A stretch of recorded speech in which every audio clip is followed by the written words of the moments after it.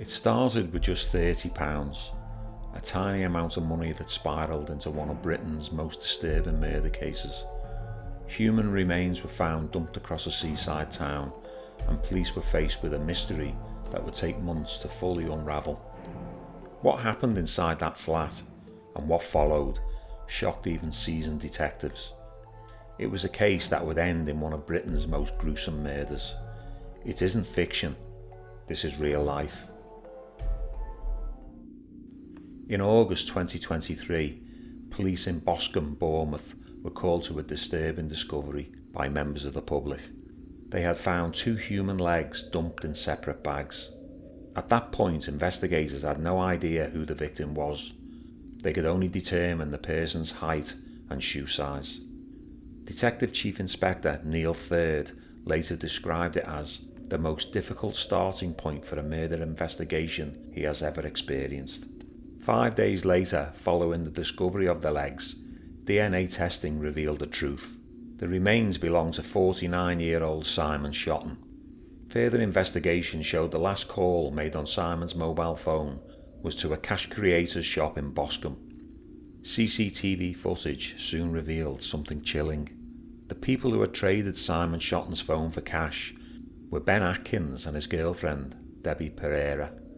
Prosecutors later told the court that this transaction took place just hours after Simon Shotton is believed to have been killed, meaning his body was already lying dead inside the property. Simon Shotton had been staying as a lodger at a flat on Aylesbury Road in Bournemouth, shared by Atkins and Pereira. At times, Simon lived in a tent in the garden, providing drugs to the pair on a daily basis instead of paying rent. All 3 were drug users. Police later said Simon struggled with addiction throughout his life and at times dealt drugs to support his habit, but detectives were very clear. None of that justified what happened next. During the police investigation, text messages revealed the true trigger. Simon Shotton believed Ben Atkins owed him £30. Shotton was shaving in the bathroom and Atkins took £30 out of Shotton's wallet when he wasn't looking. Shortly after, around 4 a.m, Atkins and Pereira left Aylesbury Road in order to go and buy drugs. Simon Shotton realised the £30 was missing and made several calls to Atkins warning him to return with the money. When Atkins and Pereira arrived back at the flat, an argument escalated and anger turned into violence. Atkins stabbed Simon with the end of a plastic hairbrush until it snapped, then repeatedly hit him over the head with a speaker. The violence was later described in court as ferocious and unnecessary. Simon Shotton died there inside that flat over an argument worth just £30. Immediately after Shotton's death, Atkins told Pereira that he was going to deal with this and that she didn't have to worry about anything. "I know what I'm doing. No one's going to look for him. No one's going to be bothered. And no one's going to care," telling her that all she had to do was keep quiet. Atkins placed the clothes he was wearing in a bag along with the speaker and the knife, disposing of these items. What followed shocked even experienced detectives. Over the following days, Atkins systematically dismembered Simon Shotton's body.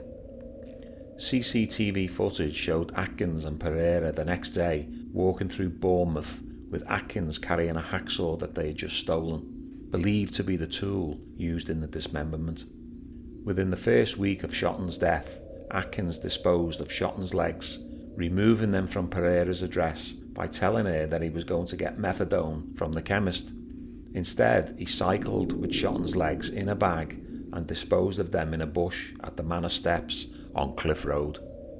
A few days after disposing of Shotton's legs, Atkins removed Shotton's torso that he had wrapped up in a tarpaulin in the garden and stuffed it in a suitcase.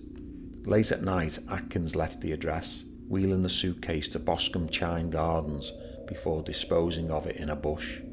Atkins left Shotton's arms in the garden, but later could not account for why he had not disposed of them. Police conducted a forensic examination in the garden of the address. While conducting a search, the investigator detected a smell that could only be described as decomposition. This smell was found to be coming from 2 black bin bags that were located underneath a wheelbarrow. The investigator made a hole in the bag and exposed fingers and found that each bag contained a severed arm.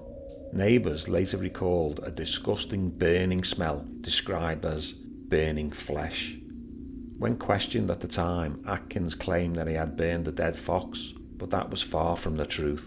He had been burning Simon Shotton's head in a fire pit in the back garden. Only tiny bone fragments were ever recovered months later. Pereira and Atkins were finally arrested for his murder after inquiries revealed that they'd sold his phone to cash creators for £15. Neighbours watched in disbelief as officers led him away in handcuffs with bags over his hands. The couple, known locally as Ben and Debs, had always seemed friendly. A covert recording captured Atkins and Pereira discussing the disposal of the body and Pereira's use of bleach to cover their tracks. Although Pereira did not take part in the killing herself, she did not call emergency services and acted as a decoy while Atkins stole the hacksaw. Over a period of 2 weeks, she allowed the property to be used and took active steps to help him conceal the crime.